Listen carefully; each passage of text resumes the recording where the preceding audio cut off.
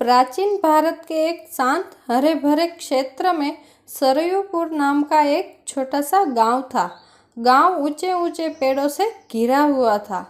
नीम, people, समी और आम के घने पेड़ थे। गांव के बीच में एक चौड़ी सी पगडंडी थी जो धूल में लिपटी रहती, और उसी पगडंडी पर रोज सुबह सुबह बच्चे स्कूल की तरफ चलकर गांव के बुजुर्गों से ज्ञान सीखने जाते थे। उसी गांव में एक बच्चा रहता था। उसका नाम था आदित्य। वह लगभग 11 साल का था। दुबला, पतला और सांवला चेहरा था, पर उसकी आंखों में एक चमक थी, कुछ बन जाने की, कुछ कर दिखाने की और सबसे ज़्यादा सीखने की। लेकिन आदित्य की सबसे बड़ी समस्या यह थी कि वह बेहद गरीब था। उसके पिता शाम ढलने तक खेतों में मजदूरी करते और माँ मिट्टी के बर्तन बनाकर उन पर साधारण सी कलाकृतियाँ करती। घर में इतना भी नहीं था कि आदित्य के पास लिखने पढ़ने के लिए तख्ती या कलम हो।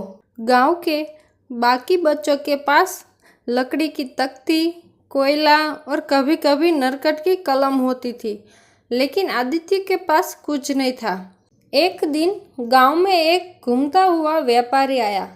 उसने कुछ बच्चों को तख्ती खरीदते देखा। आदित्य भी वहीं खड़ा था और चमकती आंखों से उन तख्तियों को निहार रहा था। व्यापारी ने पूछा, बच्चे क्या चाहिए? आदित्य ने बहुत धीमी आवाज में कहा, कुछ नहीं, बस देख रहा हूँ।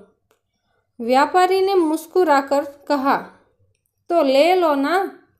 आदित्य ने चुपचाप अपनी खाली जेब दिखाई। व्यापारी की आंखें नरम पड़ गई, पर वह भी गरीब था। वह बोला, मैं मुफ्त में नहीं दे सकता, माफ़ करना, और आगे बढ़ गया। उस दिन आदित्य पहली बार घर लौटते हुए रोया था। उसका रोना दुख से ज़्यादा बेबस था। घर आकर वह कोने में बैठ गया। माँ ने उसे देखा और पूछा, क्या हुआ बेटा? आदित्य ने बात टालने की कोशिश की, पर माँ माँ होती है, सब समझ गई। उसने आदित्य का हाथ पकड़ा और कहा, तुम्हें तख्ती चाहिए? आदित्य ने सिर झुकाकर हाँ कहा। माँ ने बाहर आंगन की ओर इशारा किया, जो नहीं मिलता उसे बनाया जाता है बेटा। माँ उसे लेकर घर के पीछे वाले हिस्से में गई, जहाँ गिल्ली मिट्टी का छोटा सा ढेर पड़ा था। माँ ने मिट्टी उठाई और अपने हाथों से एक सपाट चौकोर तख्ती का आकार देने लगी। आदित्य मंत्रमुग्ध होकर देखता रहा। कुछ ही देर में मिट्टी की एक सादी सी तख्ती तैयार थी। माँ ने उसे धूप में सूखने के लिए रख दिया और बोली, पढ़ने का मन हो तो साधन अपने आप बन जाते हैं। इस एक वाक्य ने आदित्य की पूरी जिंदगी बदल दी। अगले दिन सुबह सुबह आदित्य उठ गया। तख्ती अब कड़ी होकर हल्की सी कठोर बन चुकी थी।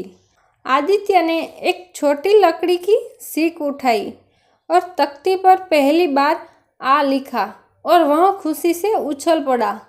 उस दिन उसे तख्ती दुनिया की सबसे बड़ी दौलत लग रही थी। लेकिन समस्या यह थी कि मिट्टी की तख्ती थोड़ी सी टेढ़ी हो गई थी और लिखने पर रेखाएं टूटी सी बनती थी। कभी तख्ती टूटने लगती तो कभी सीख घुस जाती। गांव के कुछ बच्चे उसे चिढ़ाते, ये मिट्टी वाला विद्वान, इस तख्ती पर लिखकर तू क्या बनेगा? आदित्य को बुरा लगता, पर वह चुपचाप लिखता रहता, क्योंकि उसे पता था जिसके मन में आग होती है उसे कोई बुझा नहीं सकता। गांव के पास एक छोटी सी नदी बहती थी, चंदन नदी। आदित्य अक्सर नदी किनारे जाकर बैठता था। मिट्टी की तख्ती गोद में रखकर लिखता। नदी की लहरों की आवाज़ उसे शांति देती। धीरे धीरे आदित्य मिट्टी पर अक्षर, शब्द, वाक्य, पहाड़े सब कुछ सीखने लगा। कभी वह तख्ती पर लिखता, मिटाकर फिर लिखता। मिट्टी बार बार गड्ढेदार हो जाती और उसे माँ से नई तख्ती बनवानी पड़ती। फिर उसने सीख लिया कि मिट्टी को मिलाकर फिर से चिकना कैसे किया जाए। वह रोज तख्ती खुद बनाता, कभी पतली, कभी मोटी, कभी बड़ी तो कभी छोटी। धीरे धीरे यह उसका खेल भी बन गया था। दिन बीतते गए। गांव के बुजुर्ग शाम को खेतों से लौटने के बाद बच्चों को पढ़ाते थे। वे सभी बच्चे से पूछते, तुम्हारे पास तख्ती नहीं है? आदित्य चुप रहता पर पढ़ाई नहीं छोड़ता। गांव का एक वृद्ध किसान भानु काका उस पर ध्यान देने लगे।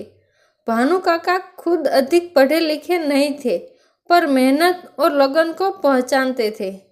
एक दिन उन्होंने देखा कि आदित्य जमीन पर उंगली से गणित के सवाल बना रहा है।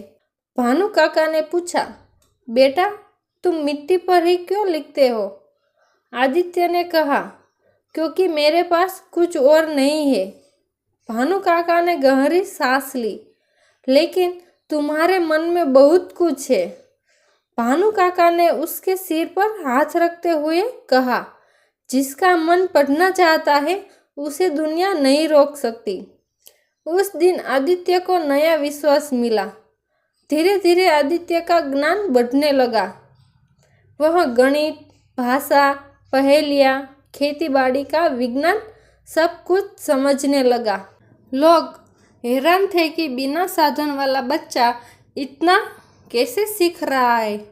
गांव में जो भी सवाल होता, लोग कभी कभी मजाक में भी उससे पूछ लेते, अरे आदित्य बताओ ना, यह कैसे होता है? और आदित्य शांतिपूर्वक जवाब दे देता। धीरे धीरे लोग उसका सम्मान करने लगे थे। एक साल ऐसा आया जब गांव सूखा पड़ा, फसलें खराब हुई, लोगों के घर रखने को दाने तक कम पड़ गए। आदित्य के पिता ने कहा, बेटा अब पढ़ाई छोड़नी पड़ेगी, घर में तुम्हारी जरूरत है, खेतों में काम करना होगा। यह सुनकर आदित्य का दिल टूट गया, लेकिन वह जानता था परिवार पहले आता है। उसने पढ़ाई कम कर दी और खेतों में पिता की मदद करने लगा। लेकिन रात को थकान से चूर होने के बावजूद भी वह अपनी मिट्टी की तख्ती निकालकर कुछ न कुछ लिखता जरूर। कभी एक शब्द, कभी एक पंक्ति, तो कभी बस एक अक्षर, पर पढ़ाई रुकती नहीं थी। एक दिन गांव के पास के कस्बे से एक विद्वान आया। वह कोई राजा का दूत नहीं था, बस एक घुमक्कड़ व्यक्ति था जो जगह जगह घूमकर बच्चों को सिखाता था कि सीखना कैसे चाहिए। उसने बच्चों को इकट्ठा किया और कहा, साधन नहीं, सीखने की इच्छा ही असली ताकत है। तभी उसकी नज़र आदित्य पर पड़ी। उसके हाथ में मिट्टी की तख्ती थी, जिस पर लिखते लिखते उंगलियां गंदी हो गई थी। विद्वान ने पूछा, तुम मिट्टी पर लिखते हो? आदित्य ने हाँ कहा। विद्वान मुस्कुराया। उसने कहा, तुम्हारे पास असली कलम है। उसने आदित्य को 2 लकड़ी की तख्तियाँ और नरकट की एक छोटी कलम दी। गांव के सभी बच्चों को आश्चर्य हुआ। विद्वान ने कहा, यह बच्चा जब बड़ा होगा तो पढ़ने की रोशनी फैलाएगा। यह वाक्य आदित्य के दिल में एक दीपक की तरह जल गया। अब आदित्य और भी मन लगाकर पढ़ने लगा। वह हर दिन मिट्टी की तख्ती पर सैकड़ों बार लिखता, शब्द घिस देता, उंगलियां पर छाले पड़ जाते, लेकिन वह रुकता नहीं था। गांव के लोग कहते, इतनी पढ़ाई करके क्या करेगा? गांव में तो काम ही मिलेगा। आदित्य मुस्कुराता और बस एक ही बात कहता, मुझे ज्ञान चाहिए। समय बीतते बीतते आदित्य लगभग 18 साल का हो गया। अब वह गांव का सबसे बुद्धिमान युवा माने जाने लगा था। लोग खेती, मिट्टी, बीज, भाषा और गणना के विषय में उससे सलाह लेने लगे। उसने तय किया वह गांव के बच्चों को पढ़ाएगा। एक शाम वह नदी किनारे बैठा था, वही जगह जहाँ वह बचपन में मिट्टी पर लिखा करता था। धीरे धीरे उसकी आंखें भर आई। उसे अपना संघर्ष याद आया और उसने सोचा, अगर मुझे साधन नहीं मिले फिर भी मैंने सीखा। मैं बच्चों के साथ ऐसा नहीं होने दूंगा। उसी रात उसने गांव में घोषणा की कि मैं बच्चों को लिखना पढ़ना सिखाऊंगा, मुफ्त में। गांव वाले पहले तो चौंके, फिर खुश हुए। कई माता पिता अपने बच्चों को लेकर उसके पास आए। आदित्य ने अपने छोटे से घर के बाहर पेड़ के नीचे एक जगह साफ की। वहीं बैठकर वह बच्चों को मिट्टी की तख्तियाँ बनाना, अक्षर सिखाता, प्रकृति के ज्ञान बताता। बच्चों की भीड़ बढ़ने लगी। अब उसका स्कूल खुली हवा में, पेड़ की छाया में, मिट्टी के खुशबू में गांव की शान बन गया। उसकी माँ उसे देखती और मुस्कुराती। पिता गर्व से कहते, हमारा बेटा अपने गांव का पहला शिक्षक बन गया। लेकिन आदित्य कहता, मैं शिक्षक नहीं, सीखने वाला हूँ। बस थोड़ा आगे चल रहा हूँ। समय बीतता गया।